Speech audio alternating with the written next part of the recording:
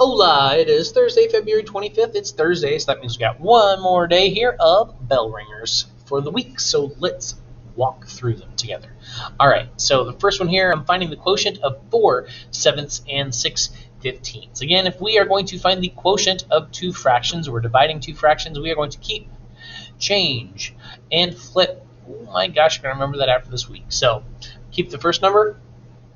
We're going to change our division symbol to multiplication, and we're going to flip 6 fifteenths upside down. So we'll have 15 sixths, and we will just go ahead and simplify. So multiply straight across now, because when you're multiplying two fractions, you just go straight across, numerators and denominators.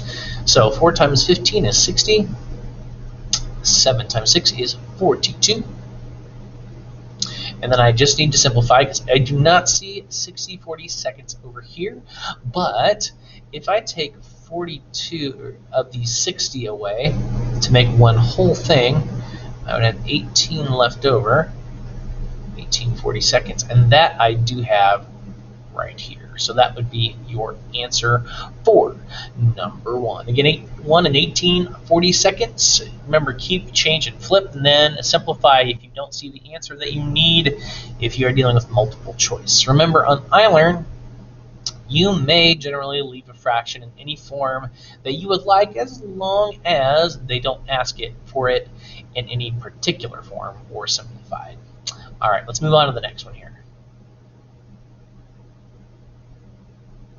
Maybe if the screen decides to move with us today. All right, so we have a story problem here. Erin is going to paint a wall in her house. She needs to find the area of this wall so that she knows how much paint to purchase. What is the area of the wall, if her drawing is correct? And here I have a drawing. I've got this kind of house-shaped wall, and it is 7 feet on one side.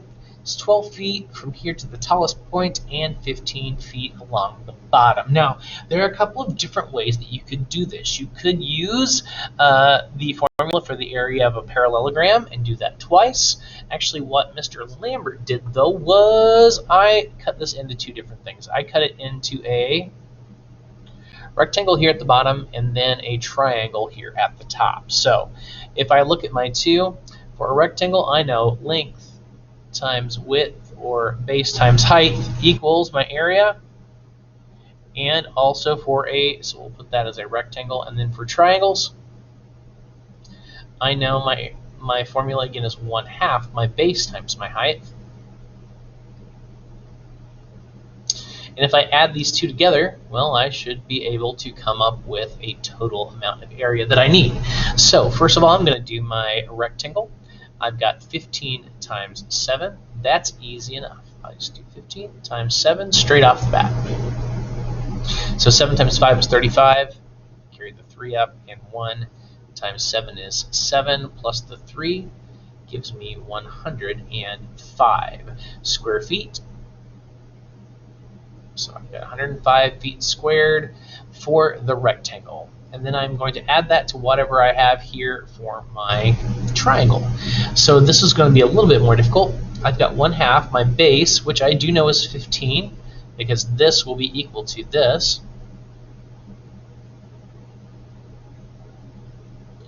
times my height. Now, what I don't know is what my height is here, because my total height is, of course, 12 feet, but 7 feet of that is here.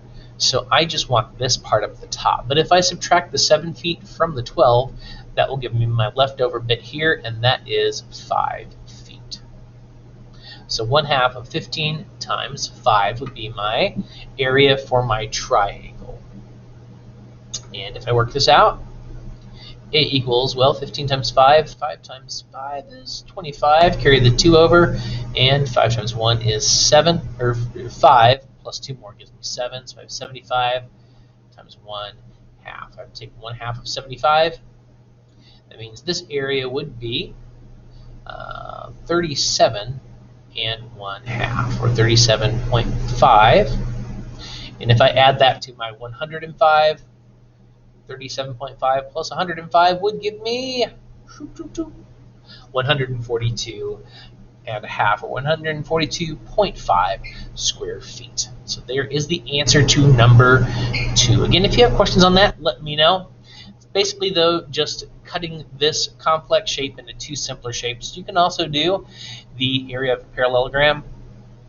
1/2 the base 1/2 base 1 plus base 2 times the height, and just multiply then that again by 2 to give you the whole amount there. Either way would work. And last but not least, question number 3 for today.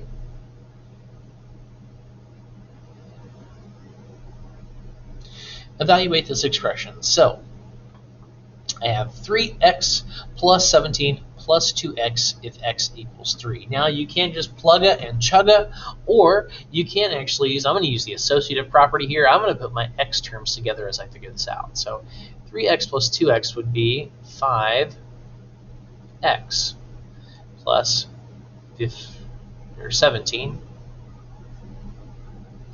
equals, I don't know yet. Now I'm going to plug in my value. So 5x will be 5 times 3